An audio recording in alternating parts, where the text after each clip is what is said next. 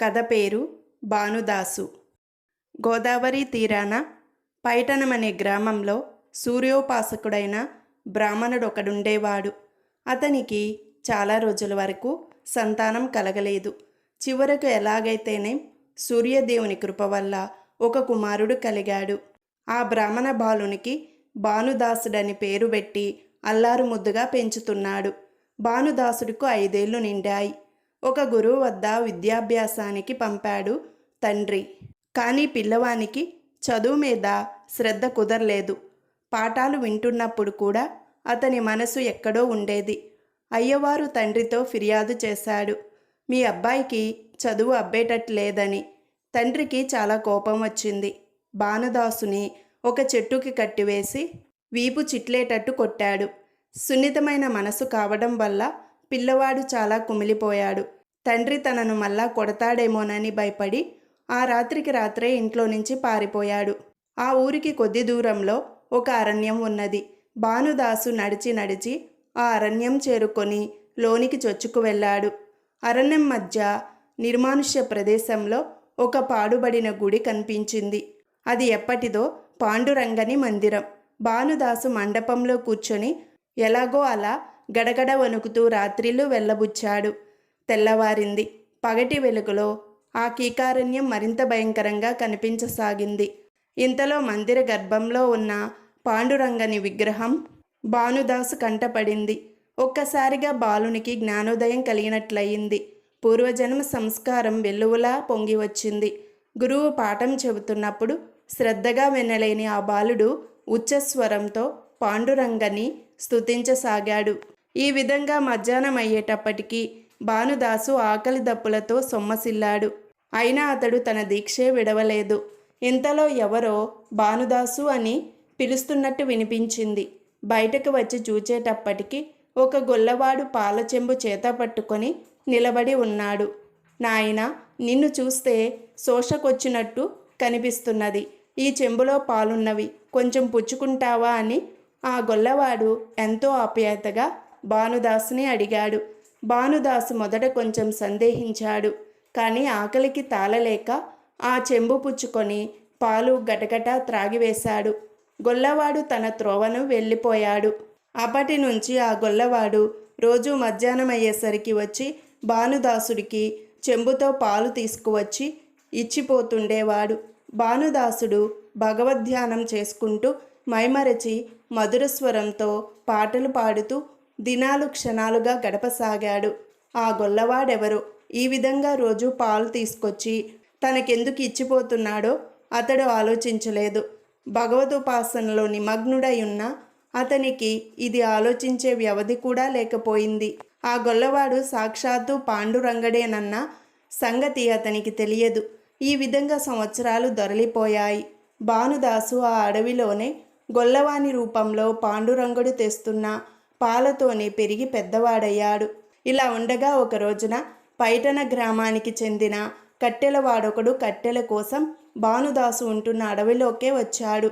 ఆ పాడుబడిన గుడికి దగ్గరలోనే కట్టెలు కొడుతుండగా అతనికి అమృతతుల్యమైన కంఠంతో భక్తి పరవశమైన మధురగానం వినిపించింది.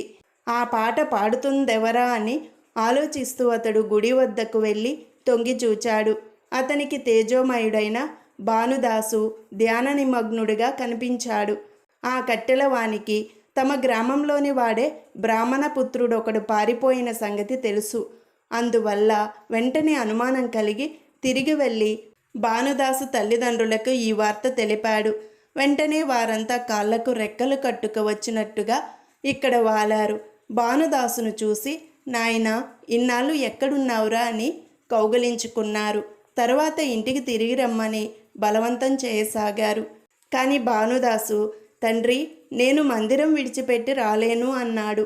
అలాగైతే మేము అన్నహారాలు మాని ఇక్కడే ప్రాణాలు విడుస్తాం. నిన్ను వదిలి బ్రతుకలేమన్నారు తల్లిదండ్రులు. అప్పుడు భానుదాసు ధ్యాన నిమగ్నుడై పాండురంగని తలుచుకున్నాడు. రంగదేవుడు అతనికి ధ్యానంలో సాక్షాత్కరించి, భానుదాసు, నీవు ఇంటికి తిరిగి వెళ్ళి గృహస్థుడవై తల్లిదండ్రుల అభిష్టం నెరవేర్చు.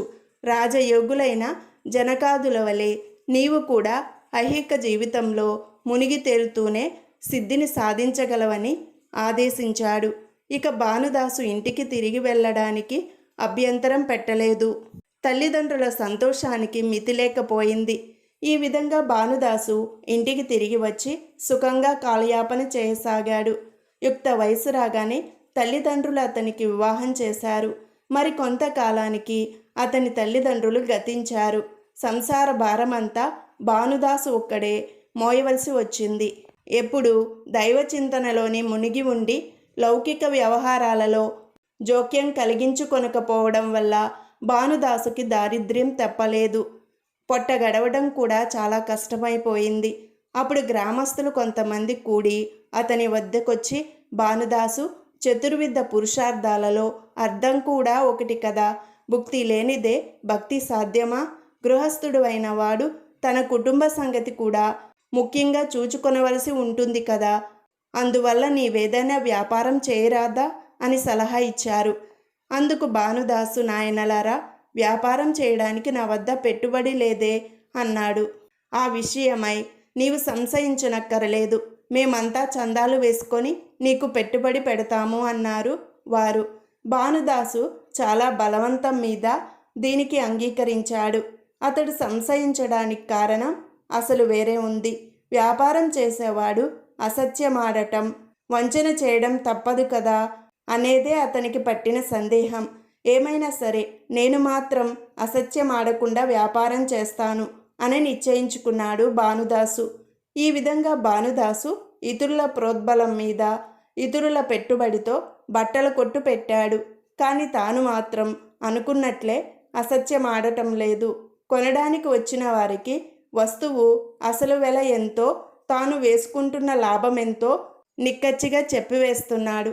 దీనివల్ల ఖాతాదారులందరికీ అతని మీద చాలా నమ్మకం కుదిరింది. బట్టలు కావలసిన వారంతా అతని వద్దకే రాసాగారు. వ్యాపారం బాగా వృద్ధి చెందింది. అప్పులన్నీ తీర్చివేశాడు.